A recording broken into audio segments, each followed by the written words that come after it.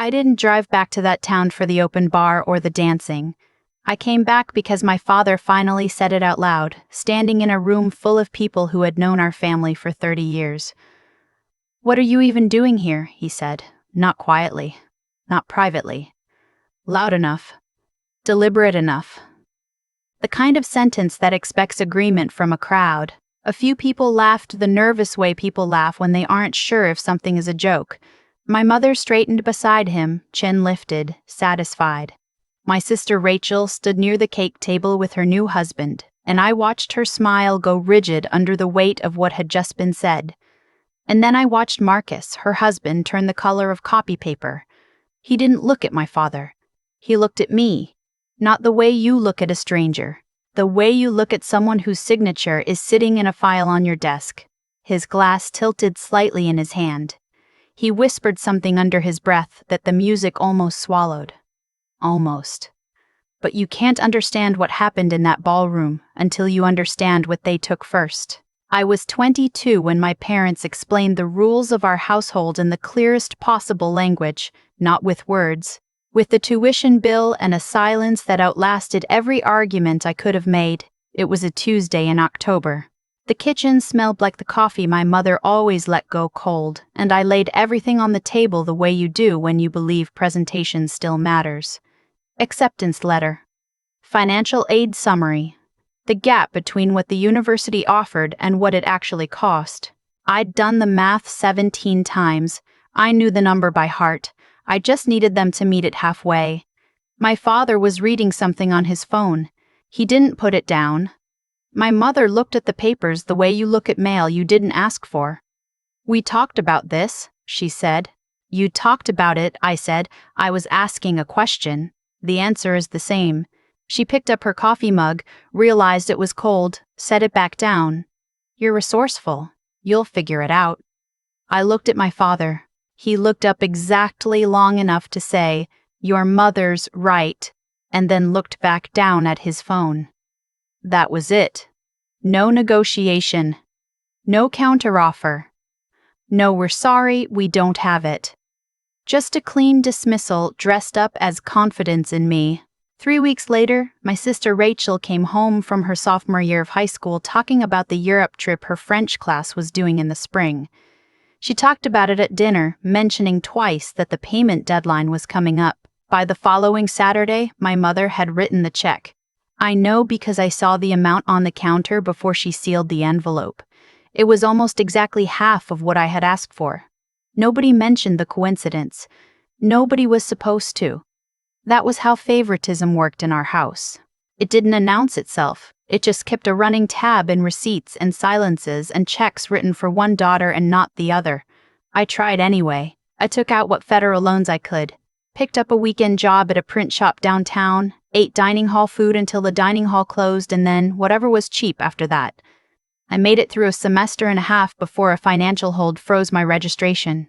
An overdue balance. Not enormous by some standards, insurmountable by mine. I went back to that kitchen table with the new number written on a piece of paper. My mother didn't let me finish the sentence. "We can't keep revisiting this," she said. "You made a choice to go. That means you own the cost." "You're paying for Rachel's Europe trip," I said. "That's different." "How?" She looked at me the way adults look at children asking questions they consider beneath answering.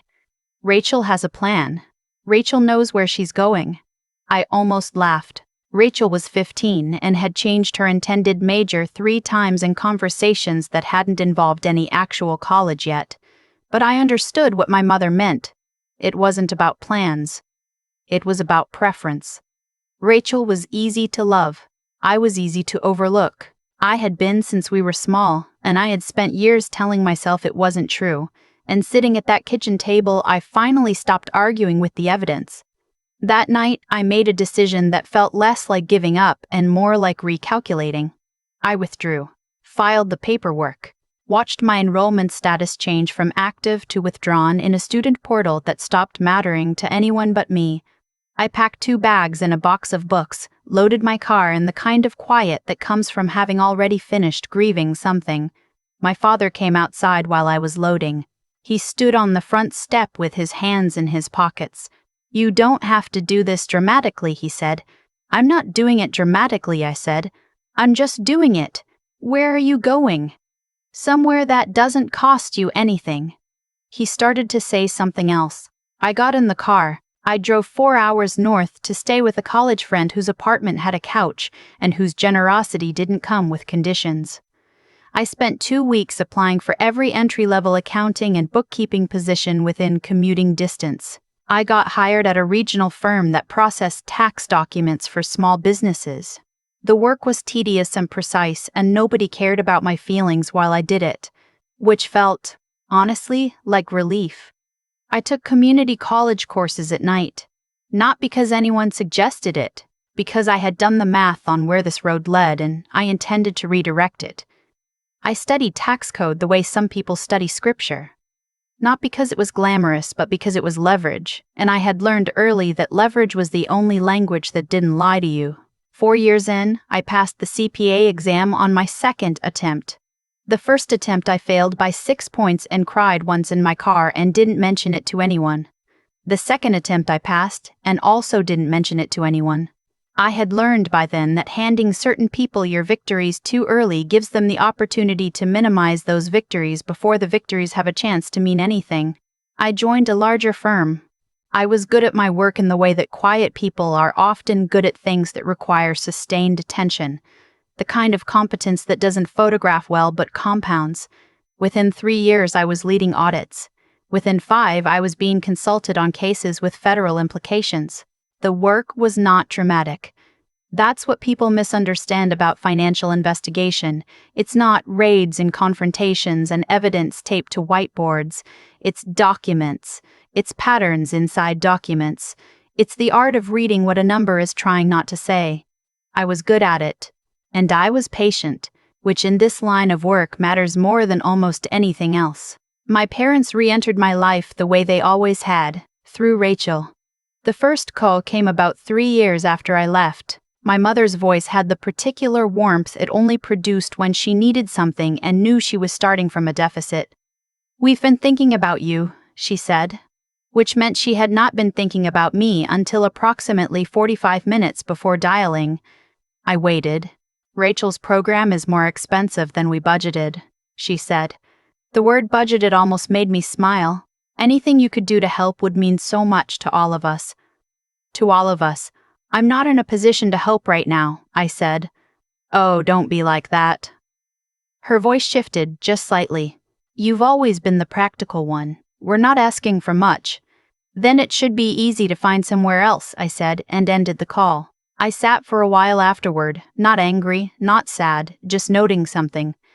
They had my number. They had found it or kept it or gotten it from someone, which meant I had never fully disappeared to them. I had just become inconvenient in a different direction. I didn't hear from them again for 2 years. By the time Rachel got engaged, I had been at the same federal consulting firm for 4 years. My caseload included a portfolio of financial reviews tied to licensing and regulatory compliance, work that touched industries most people never noticed until something went wrong inside them. I handled these files the way I had learned to handle everything, methodically, without drama. Rachel's engagement announcement came through a mutual cousin who still followed both of us on social media. I saw the photo on a Thursday morning before my first meeting. Rachel in a garden somewhere, a ring catching light, a man beside her whose face I didn't recognize. His name was tagged in the caption, Marcus Delaney. I scrolled past, then I scrolled back. I knew that name, not personally. Professionally, I pulled up my active file list before I had fully processed why. Marcus Delaney. Financial sector. Pending licensing review connected to a series of investment accounts under regulatory scrutiny. Not a criminal case. Not yet. A compliance flag on documentation inconsistencies that had been escalating quietly for 8 months. His review had crossed my desk 6 weeks earlier as part of a broader portfolio. I was not the lead on his case. I was one of 3 reviewers whose sign-off would be required before the evaluation moved to the next stage. I sat with that information for a long time. Then I closed the file and went to my first meeting. The wedding invitation arrived 10 days later. Heavy cardstock, calligraphy. My parents' names listed at the bottom like co-authors of a story they had been writing without me for a decade. I had not spoken to Rachel in almost 8 years. I had not been back to that town since the morning I loaded my car. I had not planned on returning. But neutrality, I had learned, does not mean absence. It means presence without contamination. And I was already connected to Marcus Delaney's file in ways that required me to be careful, not invisible. Disappearing from this situation would not make me neutral. It would make me absent from something I was professionally obligated to navigate. I RSVP'd yes. I also filed a formal conflict of interest disclosure with my supervising director that same afternoon, citing the familial connection I had just learned about. My director acknowledged it within 24 hours and temporarily reassigned my role in the Delaney review pending the outcome of the situation. This is not dramatic. This is compliance. This is exactly what the process requires. I went to the wedding because the truth was already in motion, and the only responsible thing I could do was be present and ethical inside it. The venue was a renovated historic inn about 40 minutes outside the city, the kind of place that costs more than it needs to because the exposed brick is original. I arrived alone, in a dark blazer, and the kind of posture that comes from years of walking into rooms where you were not expected to matter. Reactions moved through the room in small waves. People who knew my family recognized me. Their faces sorted quickly into 3 categories: warmth, discomfort, and careful neutrality. My mother saw me near the entrance and her expression did something complicated. Not happy. Not quite hostile. Something in between, like a problem she had filed away, had returned wearing better clothes. "You came," she said. "I was invited," I said. Rachel appeared from behind her. She looked older in the way people do when you haven't seen them across 8 years of becoming an adult.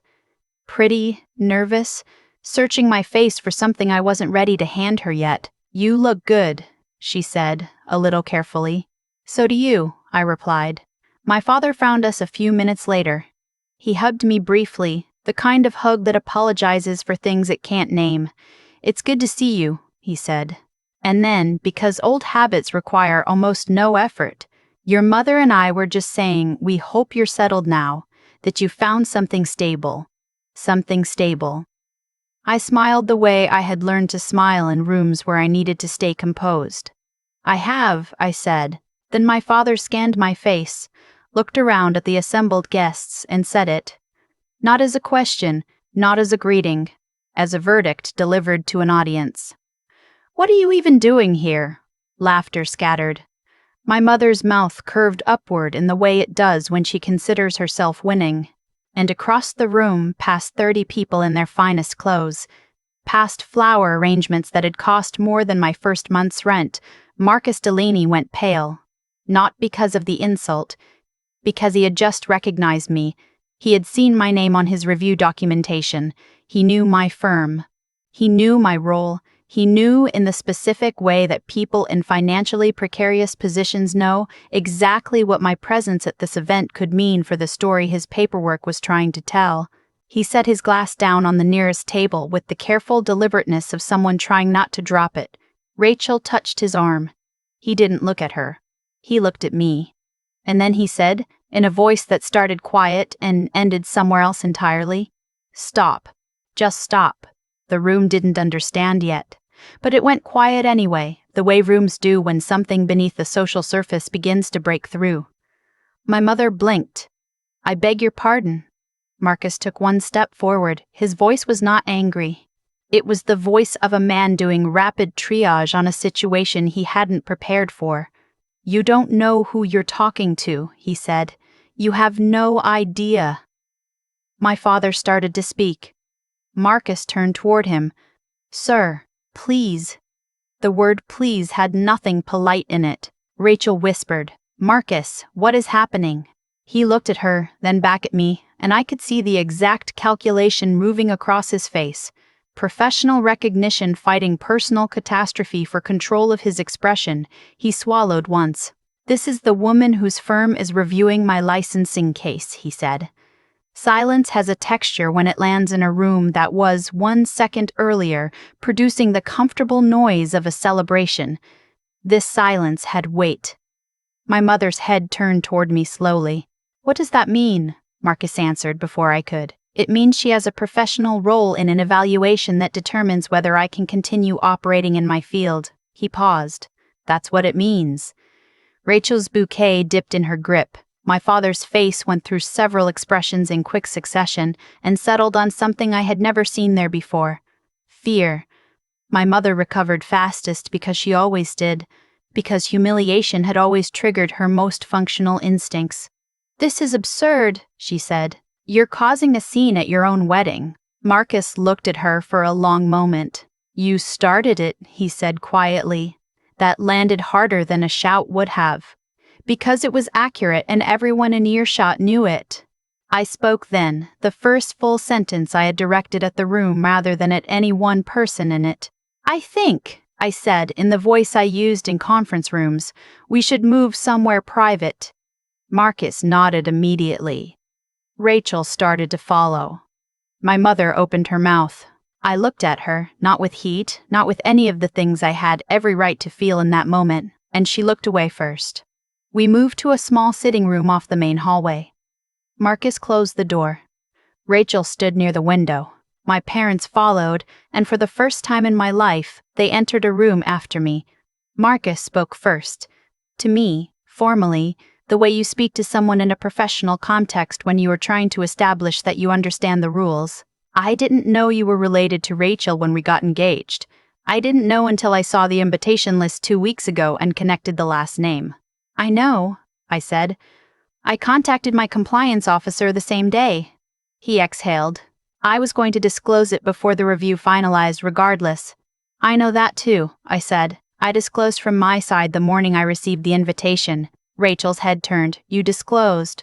"Standard procedure," I said. I flagged the conflict and was temporarily removed from his review chain. My mother stared at me. "Removed?" "Yes, so you have no role in this." "Not currently." She processed that. Then, because she had never been able to leave a partial victory unclaimed. "Then why are you here causing all this trouble?" Marcus answered before I could. "She's here because she was invited," he said. "And because your family apparently had no idea what she spent the last decade building." He said the word family the way you say a word when you've recently learned it means something different than you assumed. My father's voice came from the corner where he positioned himself, quiet, older sounding than I remembered. "What have you been doing? All this time?" I looked at him for a long moment. "Working," I said. Rachel moved away from the window. Her voice was careful, feeling its way. We thought you gave up. Mom and Dad said you withdrew and that was it, that you couldn't handle the pressure." "I withdrew," I said, "because my enrollment was frozen by a balance I couldn't cover." A silence. "We didn't have that money," my father said. I looked at him evenly. "You had it for Rachel's Europe trip." Rachel went very still. "That's not the same thing," my mother said. "No," I agreed. "It's not. That's the point." I reached into my bag. Not for drama. Because I had carried these documents for 3 years, not waiting for this specific moment, but knowing, in the way that people who work in evidence know, that documented truth holds better than remembered truth. I placed 2 pages on the small table between us. My father recognized what he was looking at before anyone else did. I watched the color change in his face the way it had changed in Marcus's, the specific pallor of someone seeing their own signature in an unexpected place. It was a financial aid adjustment form, filed with my university during the semester I withdrew, signed by my father, indicating that parental financial support had been reallocated and that I had voluntarily declined family assistance, which reframed my withdrawal as a choice I had made freely and fully rather than a door that had been closed.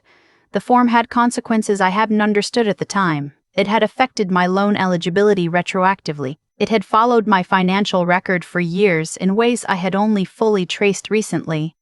"That's your signature," I said to my father, not as an accusation, as a fact. He didn't deny it.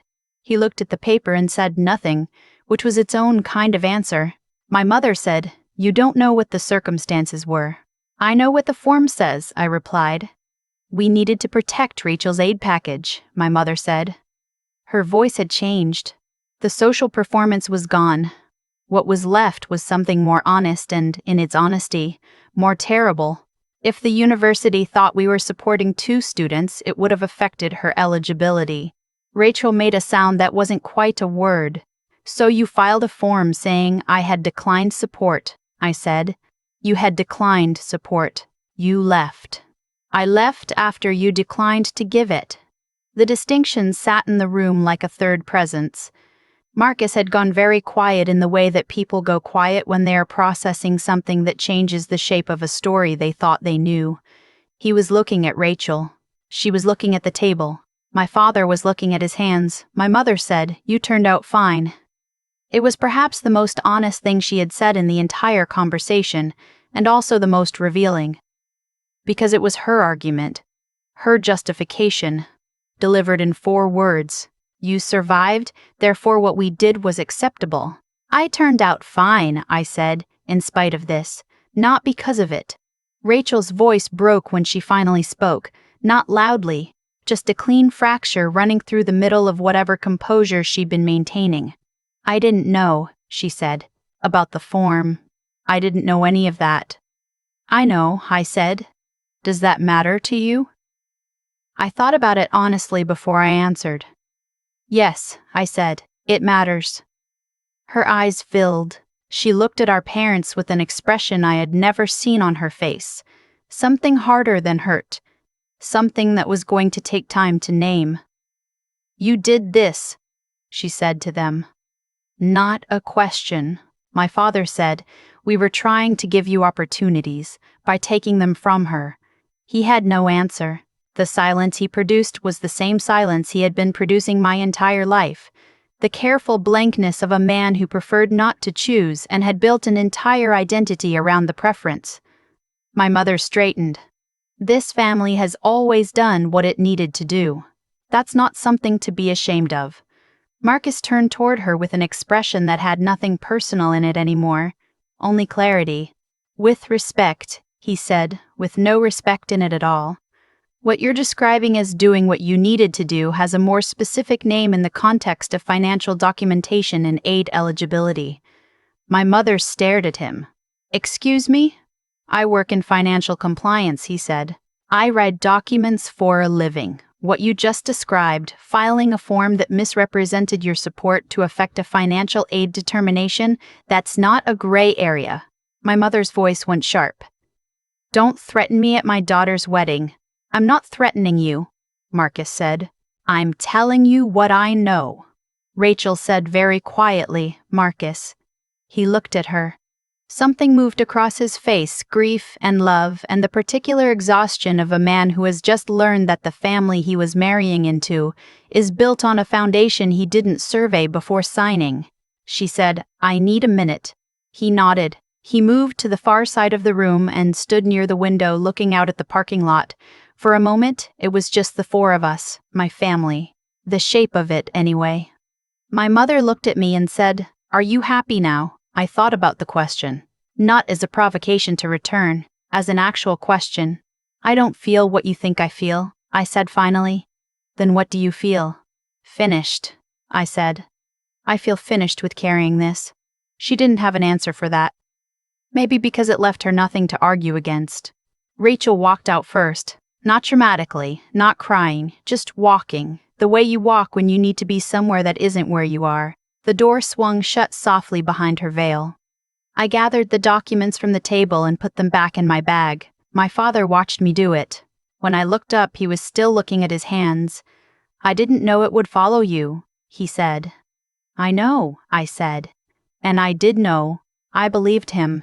He had signed a form because my mother told him to, and because it was easier than asking questions, and he had never looked far enough ahead to trace the consequences.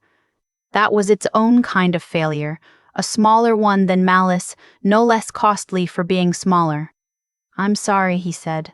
I stood there for a moment. My mother said nothing. I'll be in touch, I said to my father. And I left. The reception had continued in our absence, the way receptions do, the music slightly more subdued, the guests slightly more watchful. the formal architecture of the event still functioning even as its foundations had quietly shifted. I found Rachel outside, standing near the garden wall in the cold air, her veil removed, her arms wrapped around herself. She had her mother's posture and her father's silence, and I was beginning to understand neither of their certainties. She didn't speak when I walked up. We stood there together for a while. Then she said, "I spent years thinking you left us." "I know. They said you couldn't handle it, that you weren't built for academic pressure." She laughed, but it had no humor in it. I believed them because I was 15 and they were my parents. "That's what 15 is for," I said. She looked at me. "That's not funny." "No," I agreed. "It's not." She wiped her face with the back of her hand in a gesture that was so familiar it cut through something I had thought was fully sealed. "What do I do with this?" she asked. Not to me specifically. To the air. The dark parking lot, the version of her life that was supposed to start tonight. "You don't have to know yet," I said. "Marcus is inside processing something I can't even fully understand." She paused. "He said you protected him." "I followed procedure," I said. "He said that's the same thing." She looked at me. "Is it?" I thought about it. "Maybe," I said.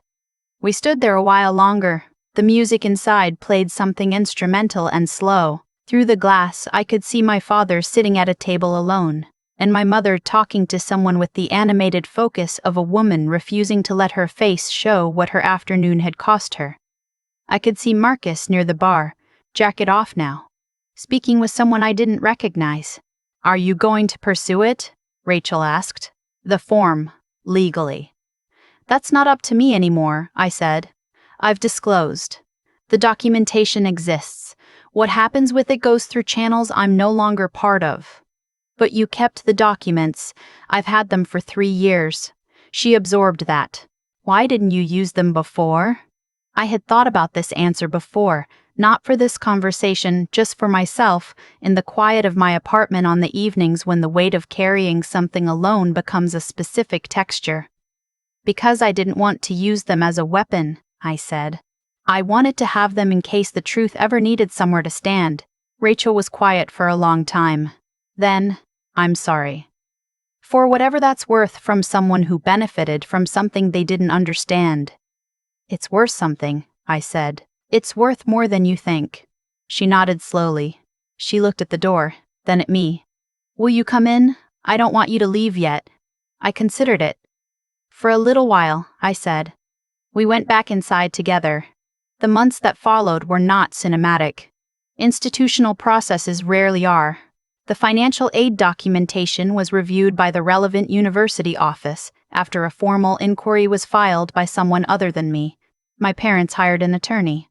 There were meetings, correspondence, an adjustment negotiated quietly. No criminal charges. Restitution in the form of a financial settlement paid to a fund in my name. My mother framed it privately as a misunderstanding. My father framed it as a debt he was glad to be able to pay. I framed it as a closed account. Rachel and Marcus postponed the wedding by 6 months. They eventually married in a small ceremony at a state park. 30 guests, no chandeliers. I was there. We are not close yet, not the way sisters can be when they've grown up inside the same version of things. But we are in contact. She texts me sometimes. Ordinary things, a restaurant she tried, something funny she heard. I always text back. My father and I have spoken on the phone 4 times since the wedding. He talks about the garden, the neighborhood, the small machinery of a life being maintained. He doesn't ask me to forgive him directly. I think he knows the word doesn't cover what he's asking for. What he actually wants is to be known by me again. And that is a slower process than forgiveness, and more real. My mother has not reached out. I am not surprised. Some people's survival depends on the version of the story they've constructed, and dismantling it would cost more than they're willing to spend. I have stopped requiring anything from her. That is its own kind of freedom. I still do the same work. Documents, patterns, the language that numbers use when they're trying to conceal something. I am good at it. I am patient. I do not require audiences. What I learned, sitting at a kitchen table at 22 with a tuition bill and two parents who had already decided I wasn't worth the cost, was not what they intended to teach me. They meant to teach me that independence was a consequence, a punishment for being the wrong child at the wrong time. What I actually learned was that independence, built slowly and without applause and entirely on your own terms, is the only kind that no one can take back. I don't tell many people this story. Not because it's painful, though parts of it were. Not because it's painful, though it is. But because the people who need it most usually aren't asking for a story.